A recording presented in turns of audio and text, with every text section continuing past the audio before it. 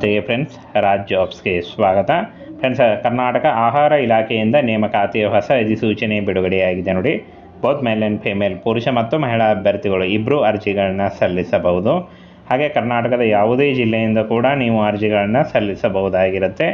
ಹಾಗೆ SDA, FDA ಮತ್ತು ವಾಹನ ಚಾಲಕರು, group D, computer operator, data entry operator ಉದ್ಯೋಗಗಳಿಗೆ ನೇಮಕಾತಿ ನಡೀತಾ ಇದೆ ನೋಡಿ. ಈ ಒಂದು ಹುದ್ದೆಗಳಿಗೆ ಬೋತ್ ಮೇಲ್ ಆ್ಯಂಡ್ ಫಿಮೇಲ್ ಕರೆದಿದ್ದಾರೆ. ಹಾಗೆ ಕರ್ನಾಟಕ ರಾಜ್ಯ ಸರ್ಕಾರದ ಮತ್ತು ಕಾಯಂ ಉದ್ಯೋಗಗಳಾಗಿರ್ತವೆ ನೋಡಿ. ಈ ಒಂದು ಹುದ್ದೆಗಳು ಸಂಪೂರ್ಣವಾಗಿ ಕರ್ನಾಟಕ ರಾಜ್ಯ ಸರ್ಕಾರಿ ಉದ್ಯೋಗಗಳು ಹಾಗೆ ಕಾಯಂ ಉದ್ಯೋಗಗಳಾಗಿರ್ತವೆ. ಈ ಒಂದು ನೋಟಿಫಿಕೇಷನ್ನ ಲಿಂಕನ್ನು ನಾನು ವಿಡಿಯೋ ಡಿಸ್ಕ್ರಿಪ್ಷನ್ನಲ್ಲಿ ಕೊಟ್ಟಿರ್ತೀನಿ. ಅಲ್ಲಿಂದ ಹೋಗಿ ನೀವು ಓಪನ್ ಮಾಡಿಕೊಂಡು ಇನ್ನೂ ಹೆಚ್ಚಿನ ಮಾಹಿತಿಯನ್ನು ಪಡೆದುಕೊಳ್ಬೋದು.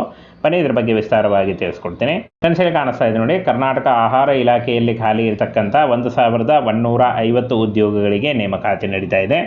SDA ಮತ್ತು FDA ಚಾಲಕರು ನೋಡಿ, ವಾಹನ ಚಾಲಕರು SDA, FDA ಹುದ್ದೆಗಳಿಗೆ ಸೇರಿದಂತೆ ಈ ಒಂದು ಹುದ್ದೆಗಳಿರ್ತಾವೆ. 1150 ಹುದ್ದೆಗಳಿದ್ದಾವೆ ನೋಡಿ.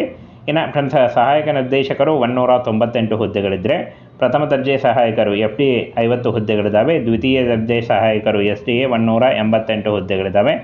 ಇನ್ನು ಡಾಟಾ ಎಂಟ್ರಿ ಆಪರೇಟರ್ 238 ಹುದ್ದೆಗಳು, ಗ್ರೂಪ್ ಡಿ 238 ಹುದ್ದೆಗಳು, ಹಾಗೆ ಇಲ್ಲಿ ನೋಡಿ ಚಾಲಕರು 238 ಹುದ್ದೆಗಳಿದ್ದಾವೆ ಇವು ಕೂಡ.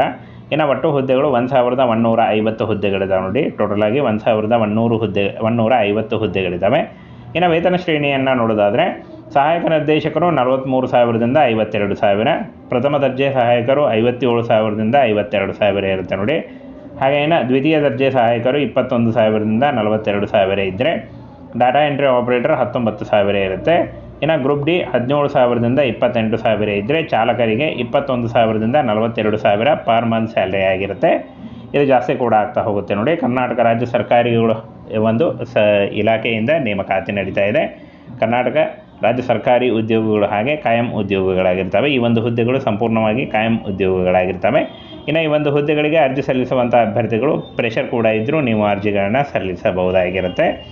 ಇನ್ನು ಫ್ರೆಂಡ್ಸ್, ವಿದ್ಯಾರ್ಹತೆ ಏನಿರಬಹುದು ಅಂತ ನೋಡೋದಾದರೆ, 7ನೇ ತರಗತಿ, 8ನೇ ತರಗತಿ ಮತ್ತು SSLC, PUC, ಎನಿ ಡಿಗ್ರಿ ನೋಡಿ, ಯಾವುದೇ ಡಿಗ್ರಿಯನ್ನು ಹೊಂದಿದ್ದರೂ ನೀವು ಅರ್ಜಿಗಳನ್ನು ಸಲ್ಲಿಸಬಹುದು.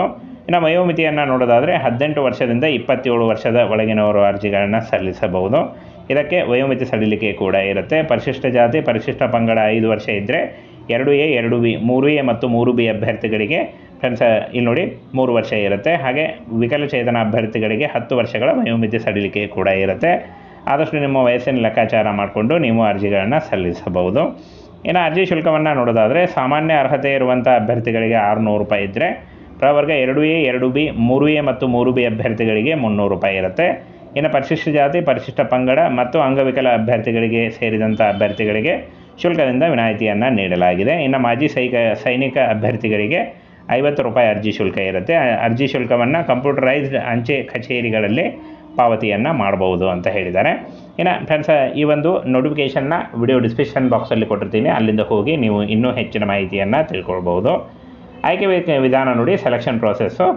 ಆಯ್ಕೆ ವಿಧಾನವನ್ನು ನೋಡೋದಾದರೆ, ಅಭ್ಯರ್ಥಿಗಳಿಗೆ ಆಯ್ಕೆ ಮಾಡಲು ಸ್ಪರ್ಧಾತ್ಮಕ ಪರೀಕ್ಷೆ ನಡೆಸಲಾಗುವುದು ಅಂತ ಹೇಳಿದ್ದಾರೆ. ಸ್ಪರ್ಧಾತ್ಮಕ ಪರೀಕ್ಷೆಯು ಸಾಮಾನ್ಯ ಪತ್ರಿಕೆ ಆಗಿದ್ದು ನಿರ್ದಿಷ್ಟ ಪತ್ರಿಕೆಗಳನ್ನು ಹೊಂದಿರುತ್ತೆ. ಪ್ರತಿಯೊಂದು ಪತ್ರಿಕೆಯು 100 ಅಂಕಗಳನ್ನು ಹೊಂದಿರುತ್ತೆ. ಒಟ್ಟು 200 ಅಂಕಗಳಿಗೆ ಪರೀಕ್ಷೆ ಇರುತ್ತೆ ಅಂತ ಹೇಳಿದ್ದಾರೆ. ಹಾಗೆ ಪರೀಕ್ಷೆಯಲ್ಲಿ ಋಣಾತ್ಮಕ ಮೈನಸ್ ಮೌಲ್ಯಮಾಪನ ಇದ್ದು, ಪ್ರತಿ ತಪ್ಪು ಉತ್ತರಕ್ಕೆ 4ನೇ 1 ಭಾಗ ಅಂಕವನ್ನು ಕಳೆಯಲಾಗುತ್ತೆ ಅಂತ ಹೇಳಿದ್ದಾರೆ ನೋಡಿ. ಇದೊಂದು ಇಂಪಾರ್ಟೆಂಟ್ ಮಾಹಿತಿ ಇರುತ್ತೆ.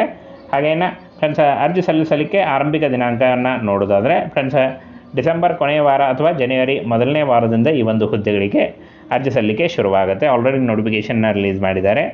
ಈ ಒಂದು ಹುದ್ದೆಗಳಿಗೆ ಇಲ್ಲಿ ನೋಡಿ, ಜನವರಿ 1ನೇ ತಾರೀಕಿನಿಂದ ಈ ಒಂದು ಹುದ್ದೆಗಳು ಆನ್ಲೈನ್ ಮೂಲಕ ಅರ್ಜಿಗಳನ್ನು ಸಲ್ಲಿಸಬೇಕಾಗತ್ತೆ.